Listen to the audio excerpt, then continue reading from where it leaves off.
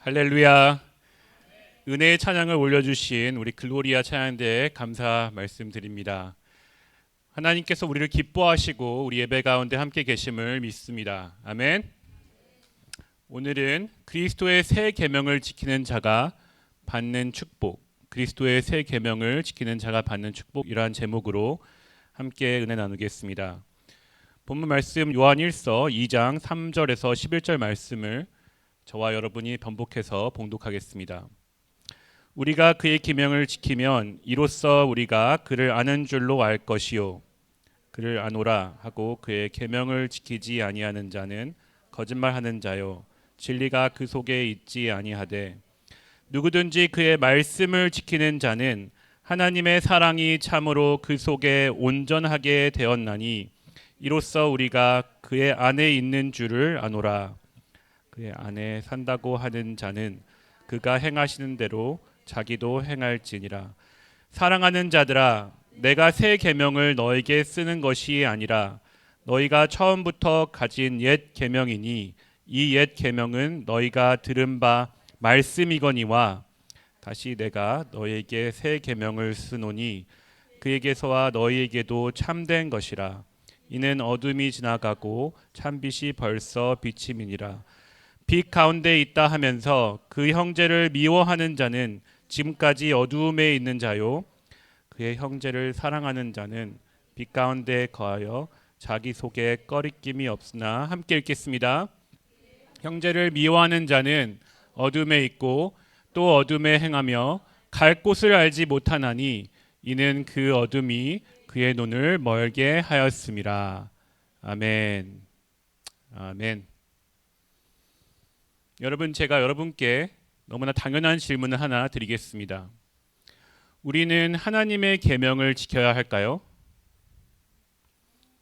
은혜의 복음을 강조하는 우리 교회에서 분명히 여러분은 더 이상 율법은 지나갔고 예수님께서 완성하셨고 우리는 은혜 안에 있으므로 율법이 더 이상 우리를 속박하지 않는다고 배웠습니다. 그런데 오늘 본문 말씀의 핵심은 종합해서 보면 바로 그의 계명을 지키라라고 말씀하고 있습니다. 계명을 지키지 않으면 하나님을 알지 못하고 우리가 그를 아는 것이 아니고 심지어 지키지 않는 자는 거짓말하는 자라고 말을 합니다. 그래서 제가 다시 한번 여쭙겠습니다. 우리가 하나님의 계명을 지켜야 할까요?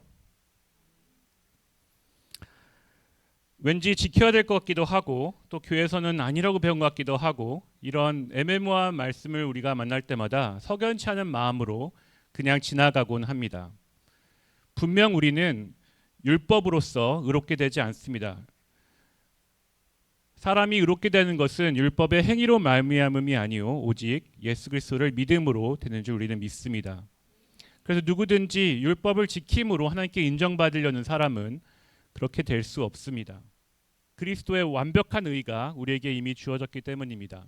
그런데 오늘 말씀하시는 그의 계명을 지키라는 그의 계명은 구약 시대의 율법을 뜻하는 것이 아닙니다. 자, 율법과 계명 비슷해 보이는데 어떤 차이가 있을까요? 여기서 말하는 그의 계명은, 그의 계명의 그는 그리스도를 의미합니다. 그래서 여기서 너희는 그리스도의 계명을 지켜라라고 말씀하고 있는 것입니다. 이 계명은 영어로 commandment, order, 즉 명령이란 뜻입니다.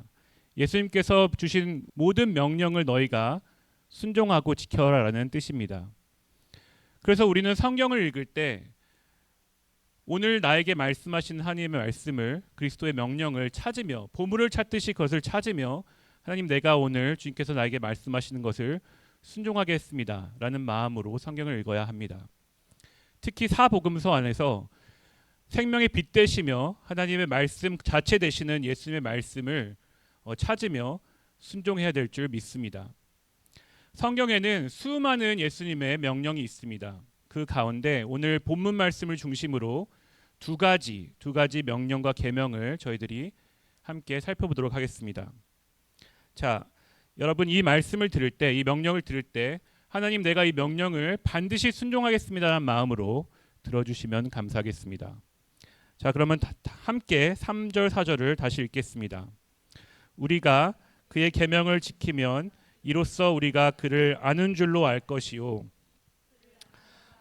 그의 계명을 지키지 아니하는 자는 거짓말하는 자요 진리가 그 속에 있지 아니하되 그의 계명을 지키면 우리가 그를 알게 된다.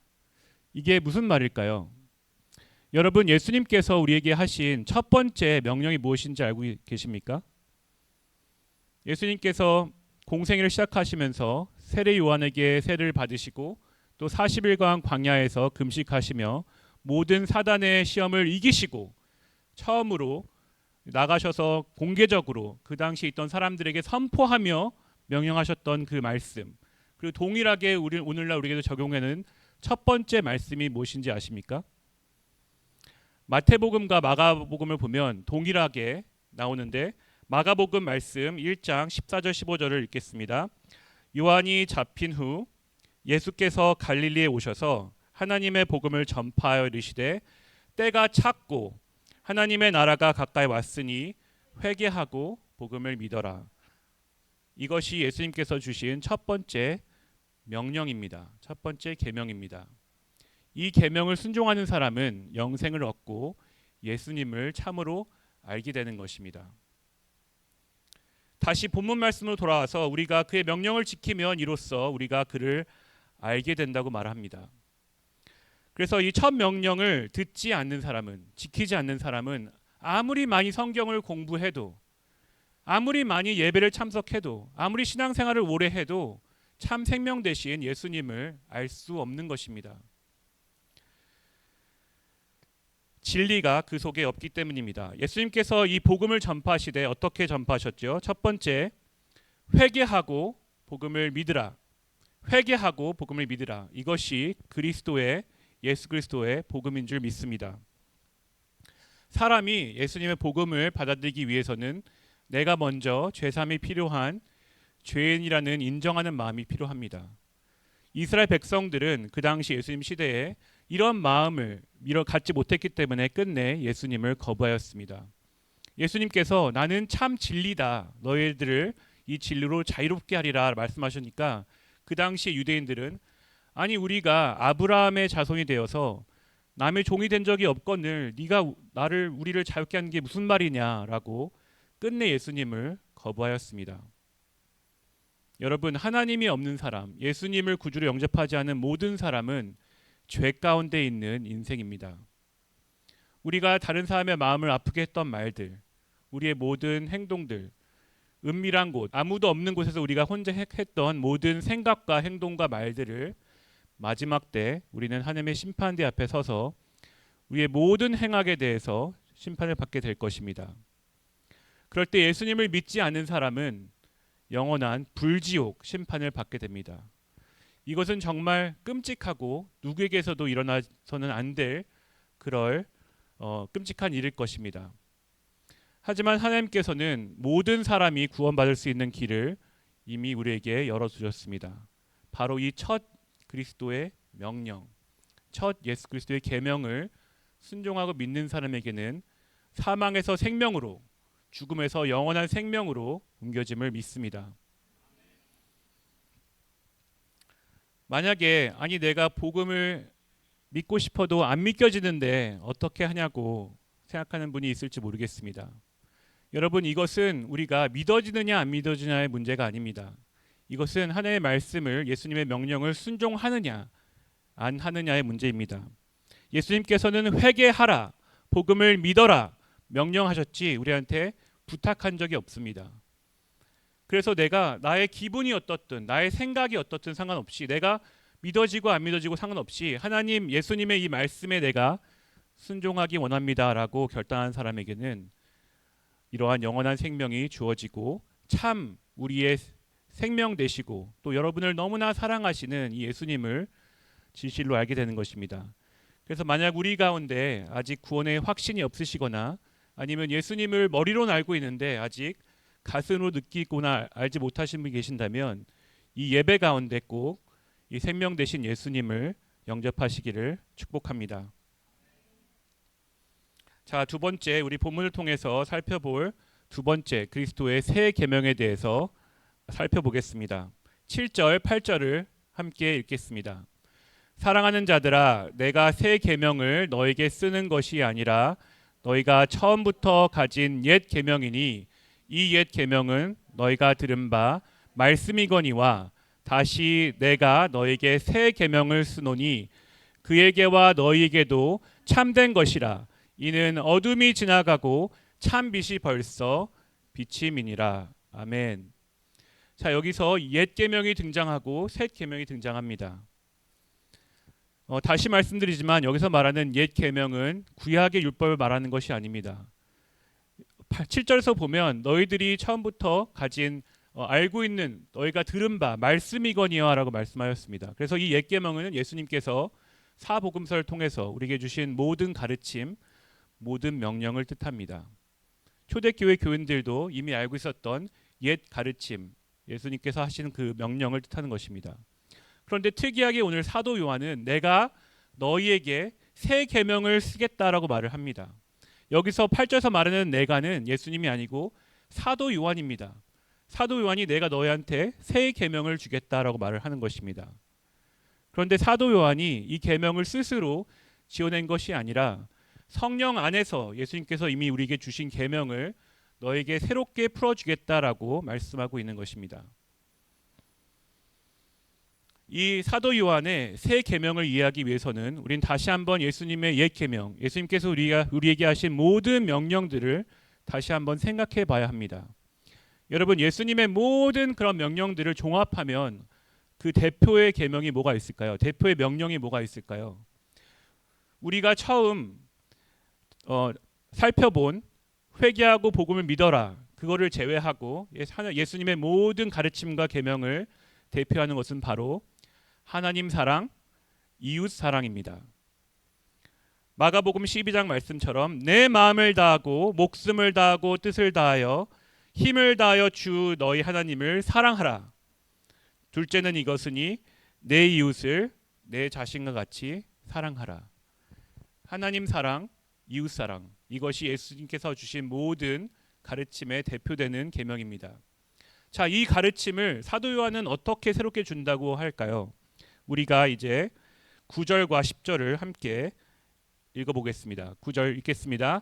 빛 가운데 있다 하면서 그 형제를 미워하는 자는 지금까지 어둠에 있는 자요, 그의 형제를 사랑하는 자는 빛 가운데 거하여 자기 속에 꺼리낌이 없으나. 아멘. 새 계명이 무엇이지요? 사도 요한은 이웃 사랑에서 형제 사랑으로 좁혀서 말하고 있는 것입니다. 새 계명은 이것입니다. 형제 사랑, 형제 사랑. 자, 요한의 서신을, 사도 요한의 서신을 읽어보면 이 주제가 반복돼서 등장하는 것을 알 수 있습니다. 근데 이웃 사랑과 또 형제 사랑이 무슨 차이가 있을까요? 얼핏 들어보면 비슷한 것 같은데, 이웃 사랑과 형제 사랑. 이웃 사랑은 불특정 다수를 의미합니다. 예수님께서 말씀하시기를 너희가 이웃을 사랑하되 선한 사마리아인이 강도받은 자를 사랑하듯이 그렇게 사랑하라 말씀하셨습니다. 그런데 이 선한 사마리아인은 그 강도맞은 유대인을 그날 처음 봤습니다. 우리가 잘 알지 못하는 사람을 사랑하는 것은 사실 그렇게 어려운 일이 아닙니다. 여러분, 미스 코리아나 아니면 미인 대회를 보면 꼭 등장하는 대답이 있습니다. 그 참가자들에게 여러분의 소원은 무엇입니까? 그렇게 물으면 꼭 등장하는 대답이 무엇이죠? 저는 세계 평화를 원합니다. 저는 인류를 사랑합니다. I want the world peace. I love mankind. 그렇게 꼭 미인들이 이렇게 대답을 합니다. 그런데 이러한 말은 누구나 할 수 있는 말입니다. 왜냐하면 특정을 대상하고 있지 않기 때문입니다. 나는 이웃을 사랑합니다. 가끔 그냥 마주치며 얼굴을 겨우 아는 그런 이웃, 그런 이웃을 사랑하는 것은 그렇게 어려운 일이 아닙니다. 그런데 형제 사랑은 그렇지 않습니다. 여기서 말씀하는 형제란 주 안에서 하나 된 같은 교회의 성도를 의미합니다. 여러분, 저 다른 교회 다니는 김집사님을 말하는 것이 아니라 이 자리에 같이 앉아있는, 때로는 여러분의 마음을 불편하게 하는 그 지체를 의미하는 겁니다. 아마 우리 교회는 이런 불편한 마음을 가지신 분이 아무도 없으시겠죠? 왜 이웃 사랑을 굳이 사도 요한은 성령 안에서 새롭게 형제 사랑으로 좁혀서 새 계명을 주셨을까요? 초대 교회를 비롯하여서 모든 교회의 분쟁의 90%는 이러한 같은 지체를 품지 못하고 미워하는 것에서 시작을 합니다.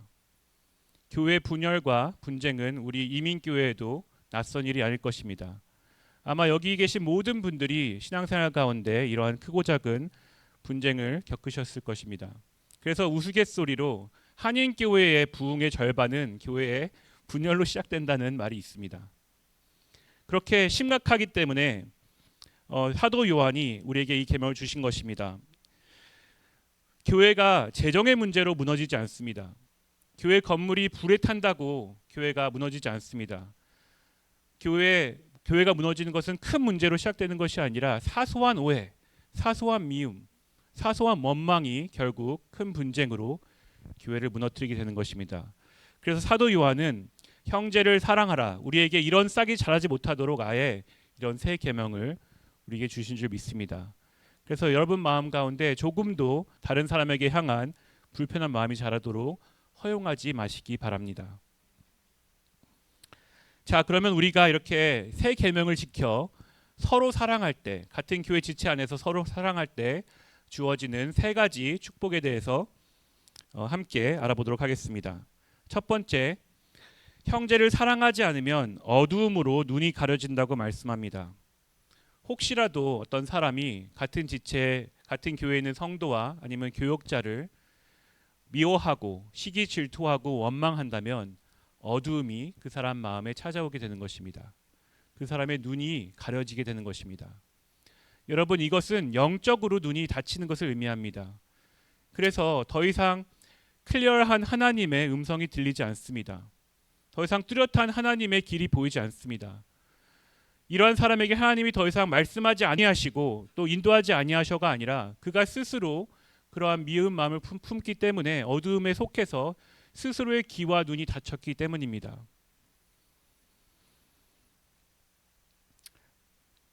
또한 10절에 형제를 사랑하는 자, 빛 가운데 거하는 자는 자기 속에 꺼리낌이 없으나 라고 말씀합니다. 이 뜻의 반대는 우리가 서로 사랑할 때 마음에 꺼리낌이 없으므로 당당함으로, 누가 나를 인정하든 인정하지 아니하든, 누가 나를 알아주던 또 누가 나를 오해하던, 누가 나를 미워하던 내 마음에 하나님의 평화와 기쁨이 거하게 되는 것입니다. 아멘. 반대로 이런 미움이 있는 사람들은 마음에 알 수 없는 불안감이 존재하게 됩니다. 내가 왜 불안한지도 알지 못한 채 그냥 마음이 답답하고 마음이 정함이 없게 되는 것입니다. 그래서 혹시라도 내가 이 교회를 떠나서 나를 불편하게 하는 이 사람을, 이 집사님을 떠나서 다른 교회에 간다면 이 문제가 해결이 될까요? 아니요, 그렇지 않습니다. 왜냐하면 벌써 이 어두움이 그 사람 마음에 자리 잡았기 때문입니다. 그래서 이 교회를 전진하고 저 교회를 전전하는, 그렇게 갈 바를 알지 못하는 그런 신앙생활을 하게 됩니다. 하지만 누구든지 다른 사람을 이 계명을 지킴으로 품고 사랑할 때 예수 그리스도의 평안과 또 바로 우리의 영안이 열리게 되는 것입니다. 그래서 이제 우리의 눈이 띄어져서 내가 있어야 될 자리를 알게 됩니다. 교회에서 내가 섬겨야 될 자리, 내 가정에서 내가 서 있어야 될 자리를 알게 되는 것입니다. 하나님께서 나를 부르신 그 거룩한 자리에 내가 설 수 있게 되는 것을 의미합니다. 여러분, 서로 사랑함으로 여러분의 영안이 열리고 이러한 예수 그리스도의 기쁨이 여러분 마음 가운데 충만하시기를 축복합니다. 자, 두 번째 축복을 살펴보겠습니다. 두 번째, 형제를 사랑하면 하나님의 사랑이 내 속에서 완전해집니다. 오늘 5절 말씀에 누구든지 그의 말씀을 지키는 자는 하나님의 사랑이 참으로 그 속에서 온전하게 되었나니, 그렇게 말씀합니다. 하나님의 말씀이 우리 안에 온전하게 되었다. 이게 무슨 의미일까요? 이것은 이미 확증하신 그 사랑이 내 삶 가운데 이제 몸소 이해된다는 의미입니다. 제가 예를 한번 들어보겠습니다. 여러분, 부모님의 사랑을 온전히 이해하기 위해서는 사람은 스스로 아이를 낳아보고 키워봐야지 압니다. 내가 직접 낳아보고 키워봐야지 내 부모님께서 정말 이 모든 어려움을 감내하시고 날 위해 희생하시고 사랑하시고 노력하셨구나 조금씩 깨닫게 됩니다. 저도 새 아들을 키우다 보니까 정말 부모님의 사랑과 희생을 조금씩 깨달아 가고 있습니다. 이렇듯이 동일하게 우리가 다른 사람을 품고 사랑해야 하지만 나를 사랑하신 그 예수 그리스도의 사랑을 진실되게 온전히 내가 깨달을 수 있게 되는 것입니다. 자격 없는 나를 사랑하신 하나님께서 내가 그 사랑을 아노라 하면서 다른 사람을 품지 못하는 사람은 사실은 그 사랑을 온전히 알지 못하는 것입니다. 여러분, 우리가 사랑할 만한 사람을 사랑하는 것은 누구나 할 수 있습니다. 하지만 정말 품기 힘든 그 사람, 나를 힘들게 하는 그 사람을 내가 딴 이유가 아닌 예수 그리스도의 명령에 순종하여 품고 사랑할 때 그 사랑이 더 이상 아이디어가 아닌 실체가 돼서 내 삶에 온전하게 더 거하게 될 줄 믿습니다. 이것은 여러분들이 개인적으로 누릴 수 있는 축복입니다. 그럼 마지막 축복에 대해서 함께 알아보겠습니다. 이 마지막 사랑할 때 우리가 주어진 축복은 개인이 아니라 우리 공동체가 누릴 수 있는 축복입니다. 그것은 영이신 하나님의 사랑이 우리 교회에 실체화되는 것입니다. 요한일서 4장 12절을 함께 읽겠습니다. 어느 때나 하나님을 본 사람이 없을 때 만일 우리가 서로 사랑하면 하나님이 우리 안에 거하시고 그의 사랑이 우리 안에 온전히 이루어지느니라. 아멘. 여러분, 우리 중 아무도 하나님을 실제로 눈으로 본 사람이 없습니다. 아무도 우리 중 하나님을 만진 사람이 없습니다. 하지만 우리가 이 계명에, 그리스도의 계명에 순종하여서 서로 사랑할 때 나의 손이 그리스도의 손이 되는 것이고 나의 발이 그리스도의 발이 되며 나의 목소리가 사랑하는 그리스도의 음성이 되는 것입니다. 그래서 우리가 실제로 들을 수 있는, 느낄 수 있는, 그리고 볼 수 있는 하나님의 사랑이 우리 교회 안에 실체화되는 것을 의미합니다. 사랑하는 형제자매 여러분, 하나님을 사랑한다는 것은 형제를 사랑하는 것을 의미합니다. 그리고 형제를 사랑한다는 것은 바로 하나님을 사랑한다는 것을 의미합니다. 저는 대학 때 전공으로 비즈니스 경영학을 전공했습니다. 그래서 졸업반 때 제가 전공 필수 과목들을 듣고 있는데 한 교수님이 저에게 이런 말씀을 해주셨는데 그게 참 인상 깊게 저에게 남아 있습니다. 이 교수님은 큰 회사들을 이제 비즈니스 컨설팅 해주시는 일을 많이 하셨는데 종종 어떤 일을 맡으셨냐면 회사의 중역들, 임원들 중에 서로 반목하고 잘 서로 일하지 못하는 사람들을 그 둘을 화해시키는 그런 일을 맡았다고 합니다. 아마 그 회사의 이제 CEO나 대표가 그런 부탁을 했겠죠. 회사에 중요한 이 두 사람들을 좀 화해시켜서 잘 연계해서 일할 수 있도록 좀 중재를 해달라. 그래서 이 교수님이 본인이 알고 있는 모든 경영학을 동용해서 모든 상담학을 동원해서 이 두 임원들을 화해시키려고 노력했다고 합니다. 그런데 저희한테 하시는 말이 어떤 짓을 해도 이것은 불가능하다라는 결론을 가지고 저에게 말씀하셨습니다. 이분이 매사에 되게 자신감이 넘치는 교수님이었는데 이것은 정말 어떻게 해도 불가능하니까 아마 너희들은 그런 걸 시도하지도 말라는 의미로 저희한테 말씀하셨는지 모르겠습니다. 저희는 이 말을 들으면서 그냥 흥미롭다. 비즈니스 세계가 그렇구나. 잘 화합이 안 되는구나. 그냥 그렇게 넘어갔습니다. 그런데 한 10여 년 전 이런 비슷한 말을 저는 목사님한테 들은 적이 있습니다. 제가 처음으로 목사로 컬링을 받고 제가 개인적으로 알고 있는 몇몇 목사님께 인사드리러 찾아간 적이 있습니다. 그때 중대형 교회를 심우하시면서 나름대로 목회를 잘한다고 소문나신 목사님을 제가 찾아가서 인사를 드렸는데 그분이 저를 이제 앉혀놓고서 뜬금없이 이런 말씀을 하셨습니다. 본인의 목회 가운데 반목하는 장로님들이 있는데 본인이 이 장로님들을 화해시키려고 엄청 노력했다고 합니다. 따로따로 만나가지고 얘기도 들어보고 한 자리 불러서 실시간으로 오해도 풀려고 해드려보고 했는데 그분이 말씀하시는 것이 그 교수님이랑 똑같은 말을 저한테 하셨습니다. 교회 안에서 서로 반목하는 장로를 화해시키는 것은 불가능하다라고 저한테 말씀하셨습니다. 저는 그 말을 들으면서 목회 경험도 제가 그분보다 없고 정말 무엇을 비교해도 나은 게 없지만 제 마음 가운데 그것은 아니다라고 부르짖었습니다. 여러분, 우리가 교회 안에서 서로를 품고 용서하지 않는다면 세상 어디에서 이런 용서가 가능하겠습니까? 저라고 뭐 그 두 장로님들을 저한테 데리고 오면은 그 목사님보다 제가 그분들을 뭐 더 잘 중재한다는 보장 없겠지만 저라면 장로님들에게 이렇게 묻고 싶습니다. 장로님께서 저 다른 분을 미워하시는 마음이 하나님이 장로님을 사랑하시는 마음보다 더 크십니까? 하나님께 받은 그 사랑보다 장로님께서 품고 있는 그 마음이 더 크십니까? 장로님이 저 다른 분을 원망하는 마음이 장로님께서 하나님을 사랑하시는 마음보다 더 크십니까? 저는 그렇게 반문하고 싶습니다. 여러분, 예수 그리스도 안에서 우리가 품지 못할 사람은 없고 용서하지 못할 잘못은 없음을 믿습니다. 자격 없는 나를 사랑하시고 용서하신 그분의 사랑을 안다면 우리는 어떤 사람도 품고 용서할 수 있게 되는 것입니다. 여러분 가운데 나는 우리 교회 아무도 미워하지 않습니다, 이렇게 생각하시는 분이 계실지 모르겠습니다. 하지만 그리스도의 새 계명은 단순히 우리 보고 반목하지 말아라, 미워하지 말아라 말씀하시는 것이 아니라 서로 사랑하라 라고 명령하신 줄 믿습니다. 사랑하는 자들아, 우리가 서로 사랑하자. 사랑은 하나님께 속한 것이니 사랑하는 자마다 하나님으로부터 나서 하나님을 알고 사랑하지 아니하는 자는 하나님을 알지 못하나니 이는 하나님은 사랑이심이니라. 아멘. 여러분, 우리가 서로 사랑하기 원합니다. 그럼 우리가 어떻게 사랑해야 할까요? 예수님께서 이웃을 사랑하라 가르치신 것처럼 내 자신을 사랑하듯이 같은 지체를 사랑해야 합니다. 내 시간과 같이, 내 물질과 같이, 내 몸과 같이 옆에 계신 같은 지체를 사랑해야 될 줄 믿습니다. 사랑은 관심을 갖는 것입니다. 사랑은 사랑의 말을 해주는 것입니다.